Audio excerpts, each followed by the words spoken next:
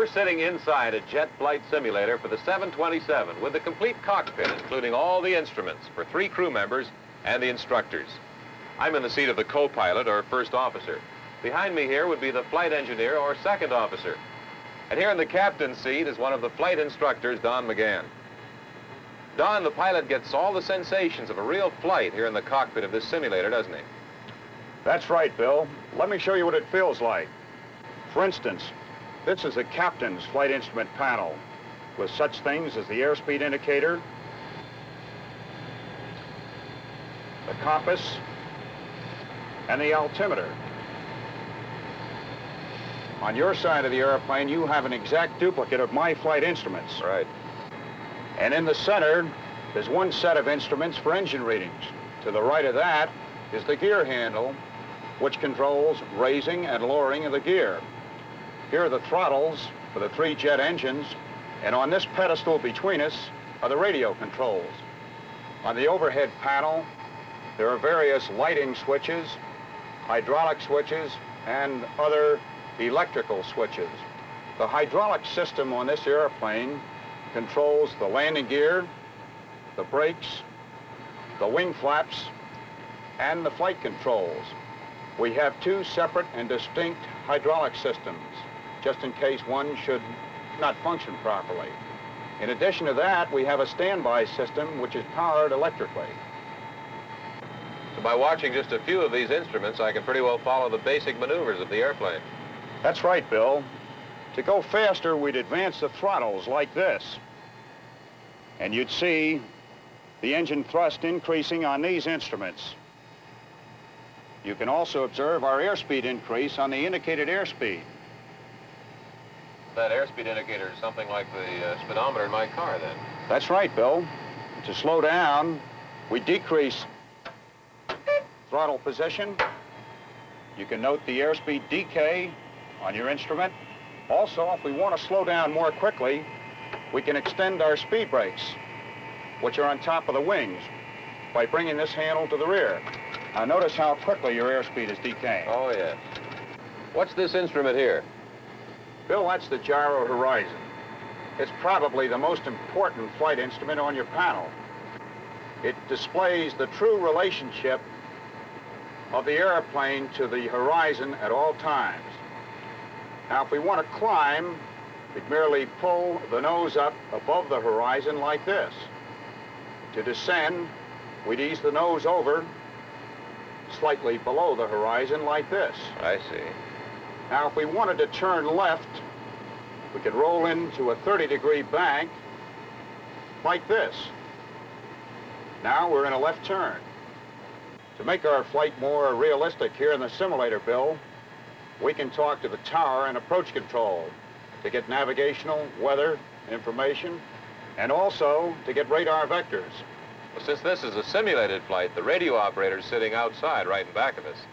That's right, Bill. Let me show you how it works. I'm tuning Denver approach control now.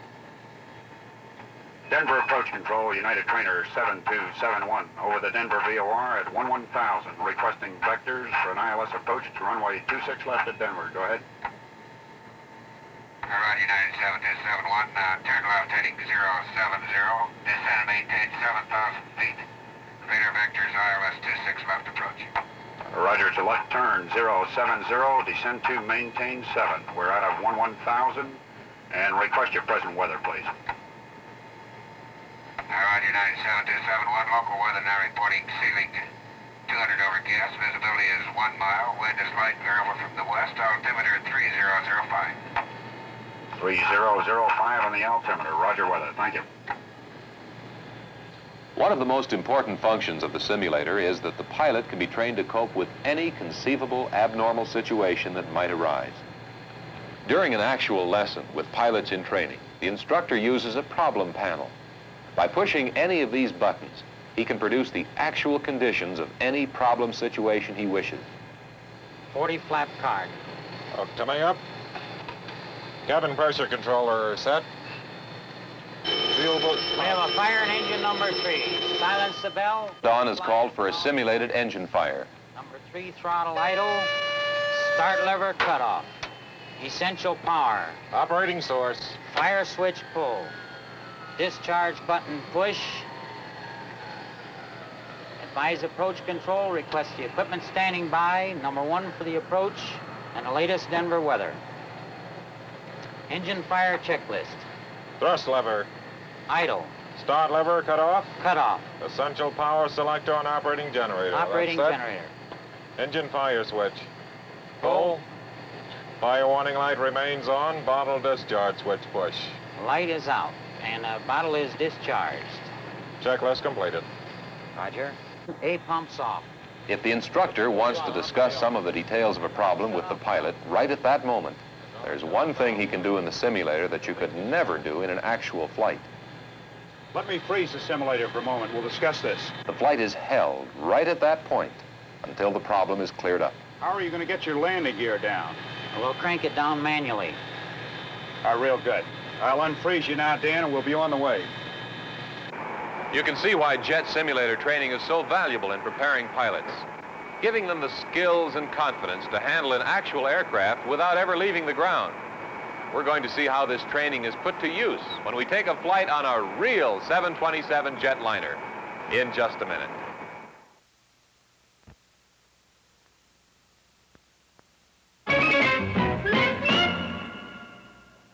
What's it like flying one of these huge jets?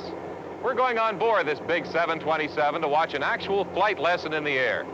The second officer is completing his ground check of the airplane. And our instructor, Don McGann, is getting on board now with the pilot. They've just come from a briefing session, and the flight plan has been filed with the tower.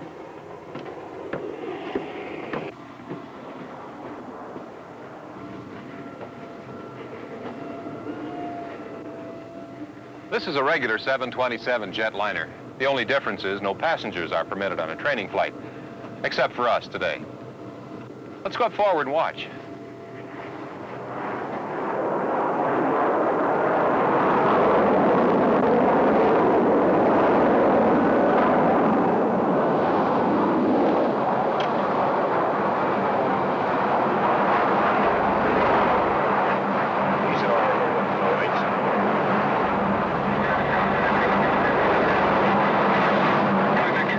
You'll hear Don say rotate when the pilot should begin to lift the nose. Rotate.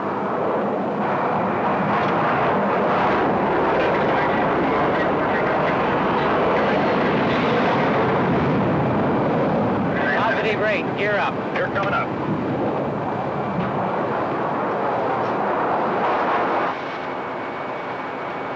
We're now leaving the busy area of the Denver airport. To assure clearance from other aircraft, we're under radar control. An area has been assigned to us where it'll be safe for us to practice our maneuvers in the air. United 1011, radar contact, BJ heading, intercept 54, resume navigation. Climb power after takeoff checklist. Power. 197. Takeoff check.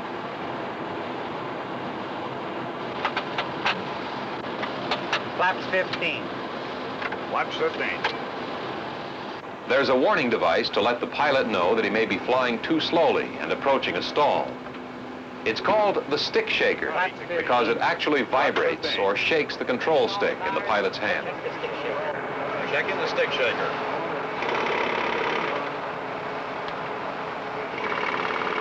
Stick shaker's check. Yeah. 201. 118, bug set. Flaps 5. 18. Flaps 2. Flaps going to 2. Oh, wait. I'm in the cabin. Okay, thank you. Cabin right up to the end of the act. Green light. Flaps 5. Green light, flaps 5.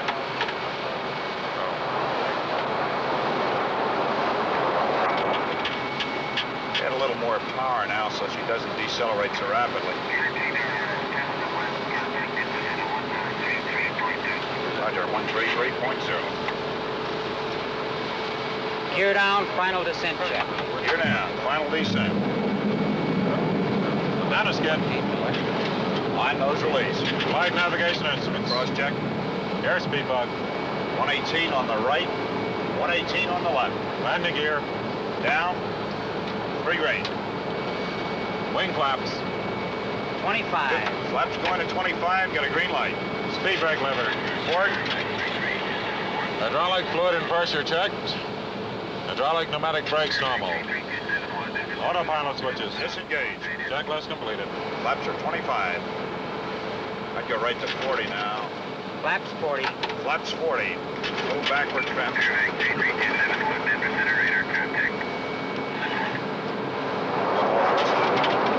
Stall thrust. Stall thrust. And Denver Center, United Trainer, 711. Block 1514, you'll turn your in. 711. Reference speed. 110.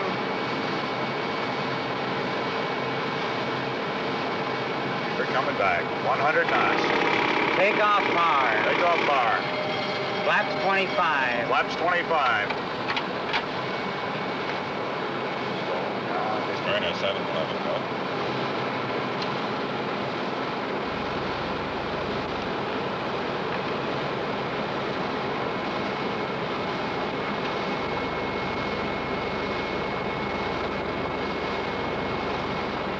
Positive brake, gear up. Notice that airspeed decrease as the doors come open. Approach descent. On this white card, the second officer has given the pilot the correct airspeed for a safe landing, determined by the actual weight of the plane and the current weather conditions.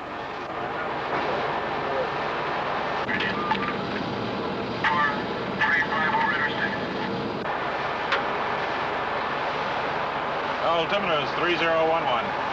Tuning the outer marker on mine, identify it. Next, Don McGann is going to ask the pilot to fly an ILS, an instrument approach.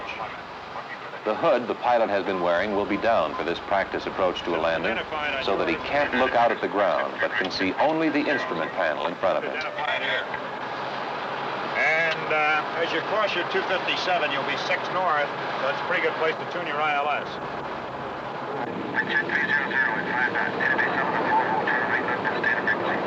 300. 1,000 above the field. Flight instruments check.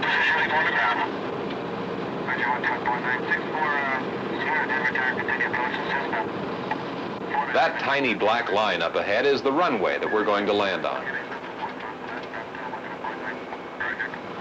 I don't have it yet. I don't see him either.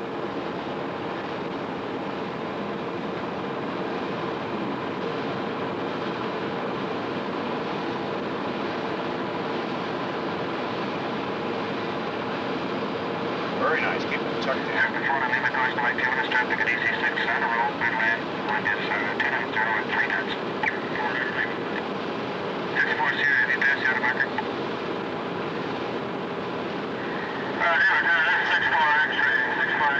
$18, 500 above the ground and 500 down. Have the traffic in sight. 118, 400 above the ground, 500 down.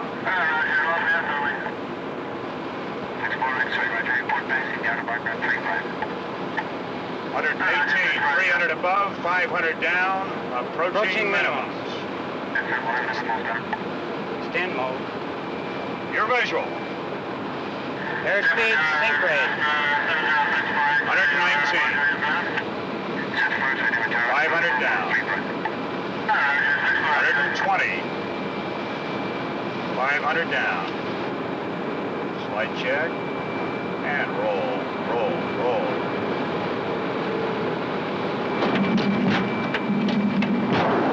Port seal. 3 lights.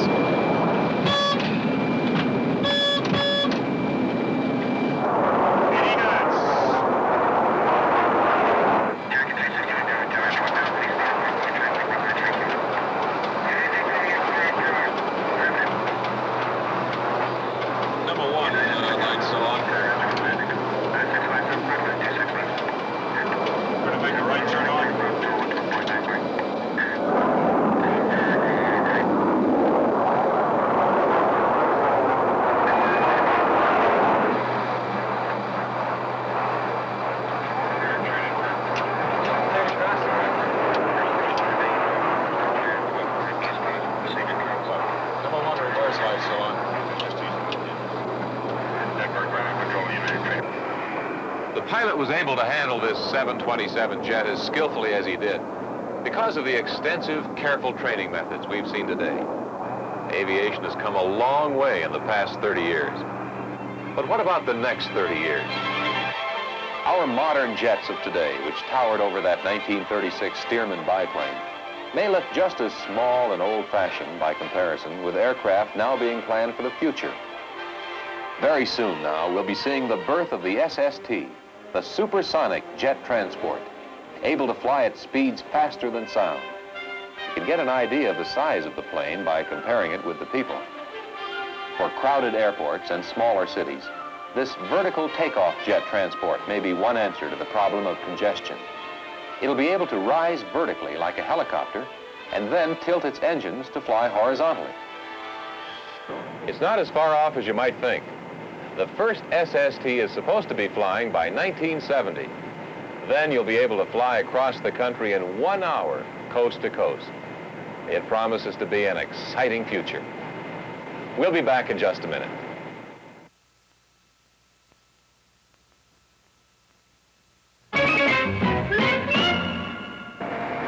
In 1903, when the Wright brothers made their historic first flight, people might have said you were crazy if you predicted jetliners like this flying today. But there are no limits, really, to man's imagination. Even now, the aviation planners are talking about intercontinental rocket transports that will fly at 15,000 miles an hour, 10 minutes from New York to Los Angeles. How'd you like to pilot one of those? Well, who knows? Perhaps you will. Be sure to join us next week for another exciting Discovery program. See you then. The Discovery Production Unit's domestic transportation arrangements and production consideration provided by United Airlines.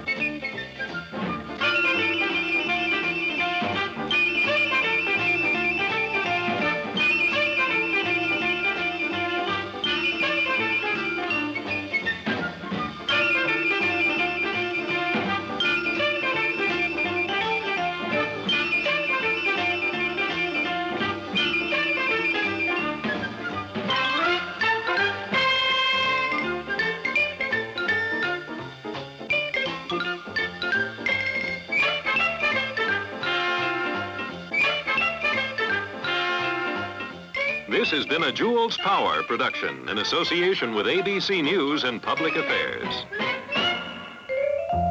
Discovery 67 has been brought to you by